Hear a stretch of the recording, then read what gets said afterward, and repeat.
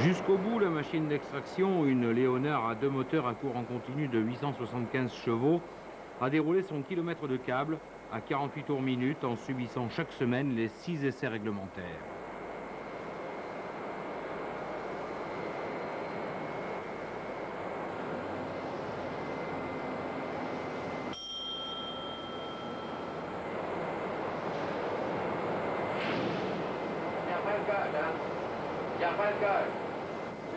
Je reprends la cage. Servez dans le fond, là. Viens ici, on arrive.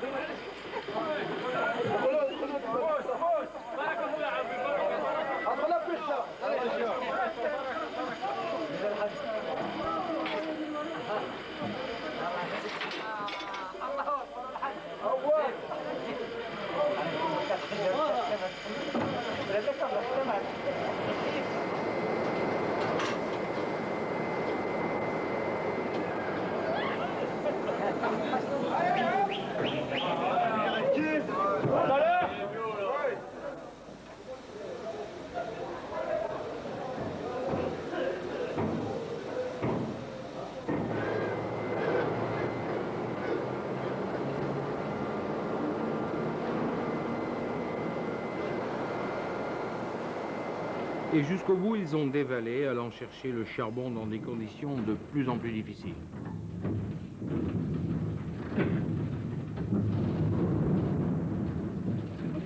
Jusqu'à l'heure actuelle, on a pris tous les alentours. On se retrouve le plus profond possible, le plus loin, les chantiers les plus éloignés. C'est le trajet qui coûte le plus cher. Or, je ne sais pas si vous avez été à Michel, il faut quand même un quart d'heure de train.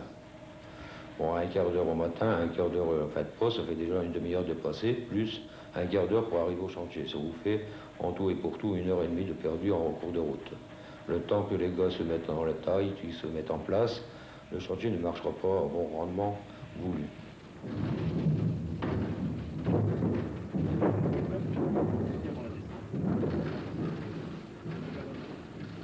Voilà.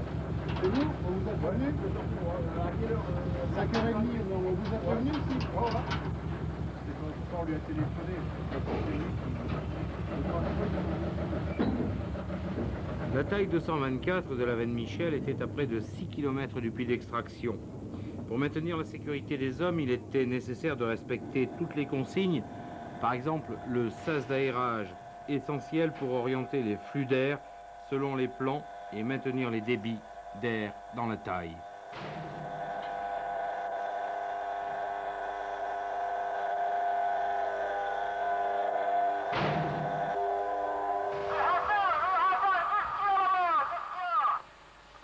Remettre le tapis en route, le tapis personnel, le remettre en route.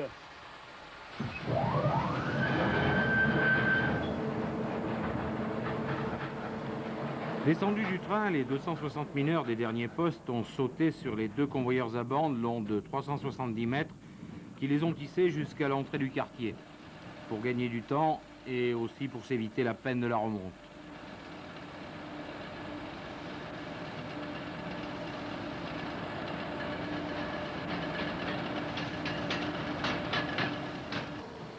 Ceux qui allaient au pied de taille ont utilisé le télésiège à signalisation automatique, fabrication maison. C'est vite, il y a quelqu'un derrière.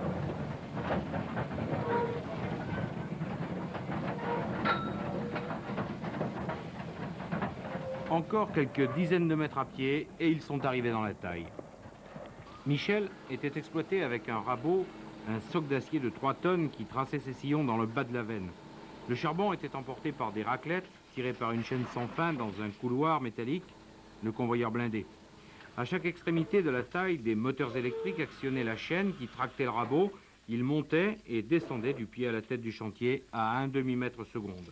Les hommes et le matériel circulaient dans des piles de soutènement marchand à haut sous pression. Il y en avait 108 dans Michel. En tout, 1500 tonnes de matériel. Mon Qui est-ce qui a coupé le blindé dans la taille? Qui est-ce qui a coupé le blindé dans la taille?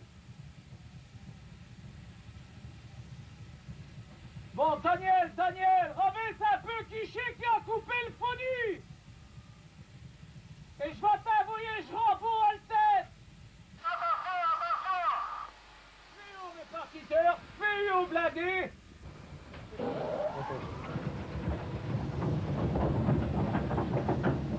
Et monte ta rabot, monte ta rabot.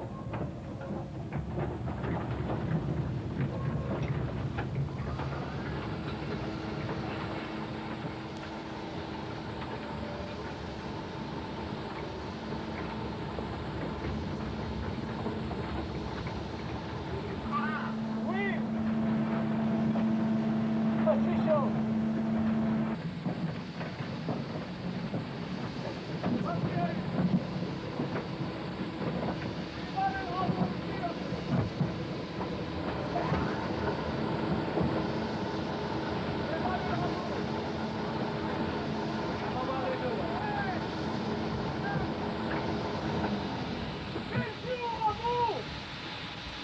Michel, 170 mètres de long, c'était une pente de 23 degrés, une ouverture d'1 mètre, très irrégulière.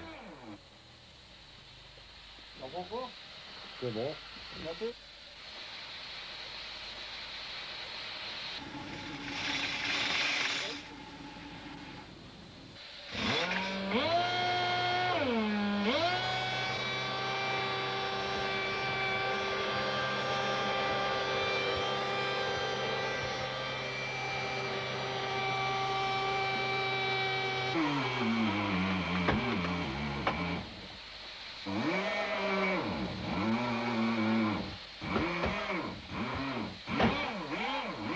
Cette taille n'est pas une taille très belle dans l'ensemble.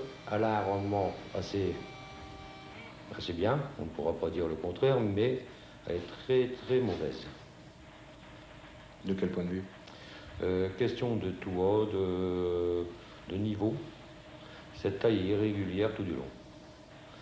Elle fait des vagues à l'intérieur. Ça veut dire qu'aujourd'hui, vous avez, admettons, 1,10 m d'ouverture. Le lendemain, vous vous retrouvez avec 80 cm, 70 cm. Alors là, c'est du forage, bucage, ou bien du rabaissage au DN. Comment ça s'est passé cet après-midi? Bah, pas trop bien. Puisqu'on a eu de la casse, on a dû changer des coupleurs dans la desserte et du minage en taille. Il a fallu tirer encore? À 3 places différentes. Ce qui veut dire une trentaine de mines. Et problème de grisou encore? Bah, grisou, il n'y en a pas tant qu'on rabote pas. Il y a du grisou dès qu'on rabote, et comme le baromètre il monte, on est plutôt en haute pression. Il y en a, mais on est bien dans les limites. Elle est toujours aussi chahutée, elle s'écrase? Le chahutage est du pied de taille au bac 70. Et le reste, ce qui nous tient, c'est le minage au renvoi de taille, comme vous avez vu avec nous. Marcel, débat le rabot.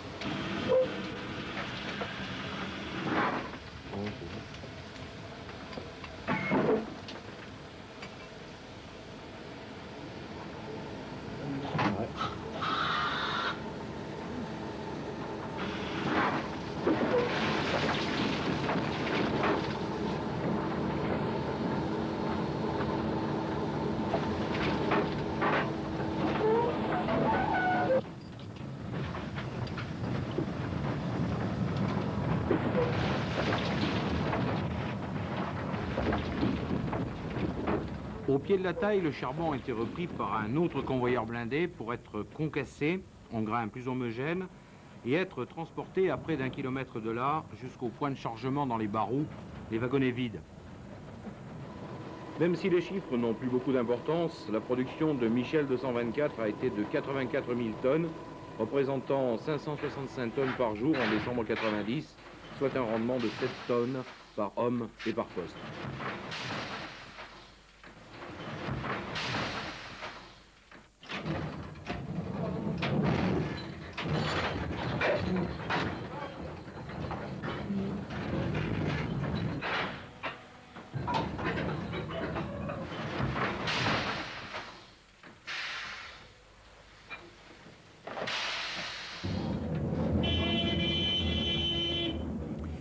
C'était une motrice électrique, un trolley qui tractait les trains de berline pleines, les balles, jusqu'à la recette du fond du 10 douanier.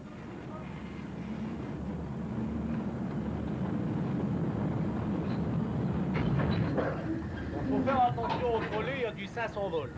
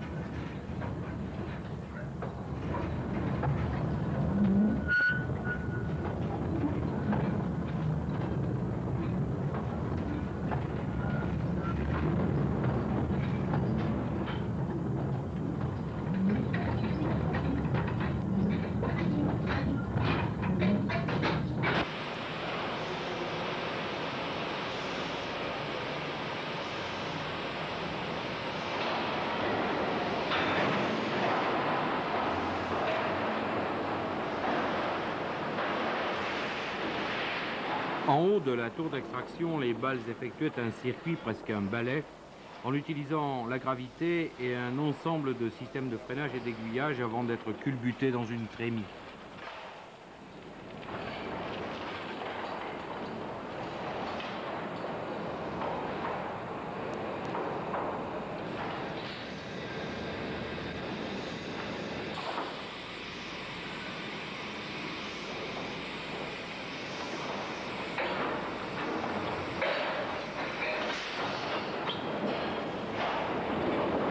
Le 10 douanier était le dernier puits foncé dans le bassin entre 1958 et 1960.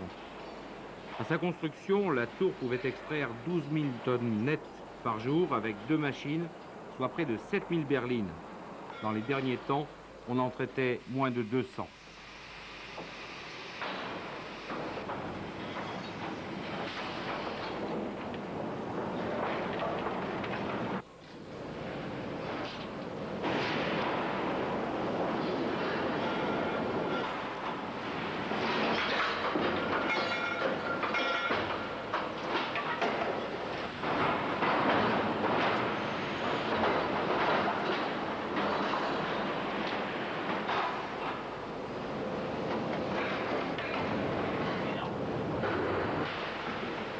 Selon les dernières techniques, la machine de 4400 chevaux et la Poulie Cup à 54 mètres du sol étaient posées à l'aplomb du puits.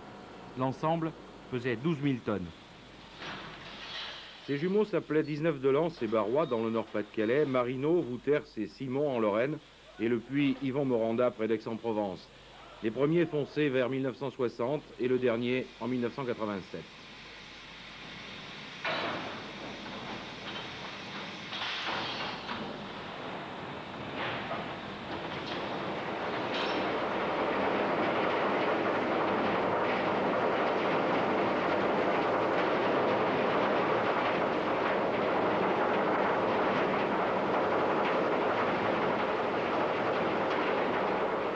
Le lavoir du 10 a été fermé en même temps que la taille qui l'alimentait. Il avait été prévu à l'origine pour conditionner 24 000 tonnes brutes par jour.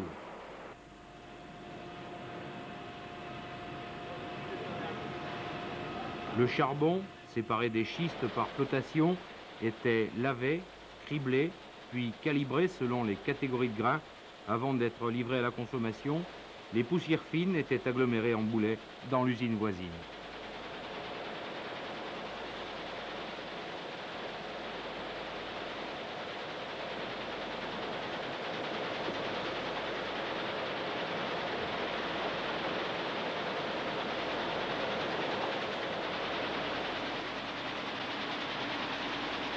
En 1984, il y avait encore 21 000 salariés aux houillères. On a fermé les fosses, les lavoirs, les usines. Ils resteront moins de 1500 en 1991. Le dernier défi des houillères s'appelait Plan social. Qu'est-ce que vous allez devenir, vous? Et, enfin, disons qu'ici, je vais encore rester un peu pour te démontrer complètement le fond. Et ensuite, c'est suivant les propositions que j'aurai. Et puis, si ma santé me permet d'exercer certains métiers. Quand vous avez déjà des problèmes de santé? Oui, en question de silicone. Je quitte la mine sans trop de handicap. Et disons que la mine m'a bien préparé à faire autre chose. Alors vous allez vous reconvertir Non, j'ai des choses en préparation. On peut pas cesser toute activité à 45 ans d'âge, bien sûr. Et la mine nous a toujours habitués à travailler, à prendre des smusettes pour les bosser. Ben, disons que dans un premier temps, je vais essayer de faire ce que j'ai pas pu faire durant ces dernières années. Surtout me cultiver davantage et puis préparer l'avenir de façon optimiste. À la retraite, arrivé à 50 ans. 50, oui. Vous restez ici? Oh, on va voir, oui. Et maintenant, oui, on va voir les enfants s'ils vont aller, on va aller. S'ils ne vont pas, on va rester. Pour nous, c'est rien, parce que c'est-à-dire pour nous, là, on sera pensionnés, c'est plutôt pour les jeunes qui sont partis. Hein. Pour le boulot qu'ils vont avoir, c'est pas qu'est-ce qu'ils vont avoir comme boulot maintenant.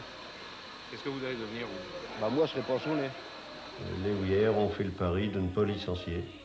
Et donc on dit, nous ouvrons un plan social sur 3 ans. Il s'agit de 3 ans ici à Wany, compte tenu de l'importance de l'établissement.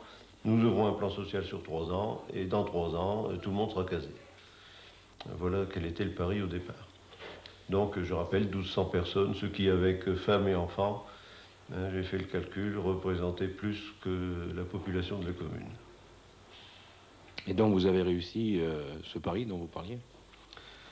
Alors, on était vraiment devant une mission impossible, puisque quand on a ouvert le plan social et qu'on a commencé l'interview du personnel, puisque on a commencé par là, bien sûr, il s'agissait en effet de les motiver et de les tester, de les orienter avant de les former et de les porter dans un nouveau métier, vers un nouveau métier. Donc quand on a commencé à voir notre personnel, par exemple la catégorie de ceux qui avaient pris leur musette à 15 ans et qui n'avaient connu que le trou de fosse, comme on dit chez nous, ces gens-là nous ont dit, mais écoutez, ça fait 2 fois qu'on nous dit que ça va fermer, on fait toujours du charbon, ce ne sera qu'une 3e fois. Ou nous ont dit, les houillères c'est l'État, à l'État de nous trouver du travail. Vous voyez le genre de raisonnement que les gens tenaient devant nous. Que faire des très bons niveaux? Nous avions, comme dans toute entreprise de main-d'œuvre, des très très bons niveaux. Comment les orienter? Comment pouvoir les présenter à un entrepreneur? Que faire avec les Marocains? Je ne sais pas si vous vous souvenez, à cette époque, les Marocains sortaient de leur mouvement de 2 mois qu'ils avaient déclenché à la suite de l'entrée du premier siège en plan social, c'est-à-dire le Courrières. Et ces Marocains, les Parisiens, rêvaient de les faire retourner en masse au pays. Dans les programmes de retour, de fusion d'effectifs, il y avait de très nombreux retours au pays. Et nous, avec le test du caddie, on savait très bien que la plupart ne rentreraient pas. Qu'est-ce que vous appelez le test du caddie? Le test du caddie, c'est une invention d'un des agents de maîtrise ici du siège, en disant, ben, regardez une famille marocaine dans une grande surface, et selon le comportement de la femme et du mari, qui pousse le caddie, qui choisit les denrées, vous verrez si le Marocain repartira ou pas. Enfin, plus sérieusement, disons qu'on savait très bien que, comme dans tous les pays européens d'ailleurs, une mesure financière incitatrice ne fait que faire partir plus vite celui qui avait l'intention de partir un jour. Mais celui qui, pour des raisons familiales ou autres, est décidé à rester et à ne pas repartir au pays, ne repartira pas, même en l'arrosant avec des millions. Le plan social a été un très bon truc, ils ont été effectués, mais il y a quand même eu des échecs. Sur les échecs qu'on a eus, il y en a beaucoup qu'on a essayé d'arranger l'affaire avec M. Douliger et qu'on a arrivé à recaser ailleurs. Mais il reste quand même des échecs, surtout du groupe de Courrières. On peut dire donc que le problème est effectivement résolu en nombre. Est-il résolu en qualité? Je suis assez mal placé pour le dire, puisque disons qu'on a vécu ça avec nos tripes depuis 3 ans, donc critiquer nous-mêmes, apporter un jugement de valeur très objectif sur l'opération est très difficile. Enfin, disons qu'on aura donné le maximum de bagages à nos gars. Si vous voulez, on opère un peu, prendre une comparaison qui va encore paraître paternaliste, cette entreprise a toujours été souvent regardée comme telle, enfin, jugée comme telle. On a regardé partir nos gars comme un père de famille regarde partir ses gosses. On essaye de leur donner le maximum pour vivre leur vie, mais à partir d'un moment, il faut qu'ils s'en aillent.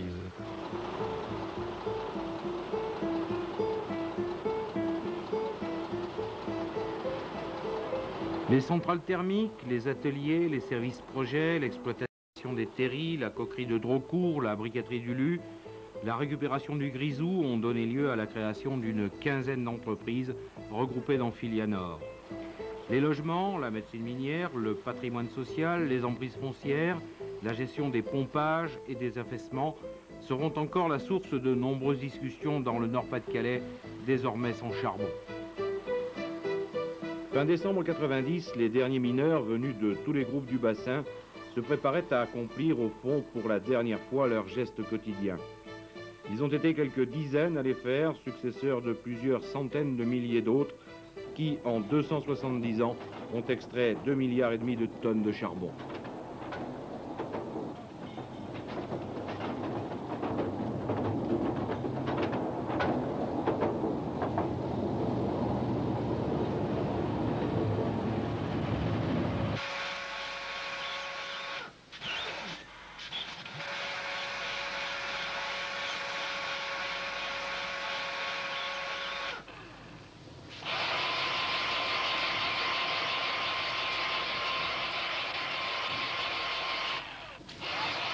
Et jusqu'au dernier jour, les conditions du fond n'ont permis aucun relâchement. Le matériel nécessaire aux étais, à la protection, au renforcement de l'arrière-taille a été livré par le monorail, tracté par le treuil télécommandé. Même après, on en a eu besoin pour déséquiper le quartier.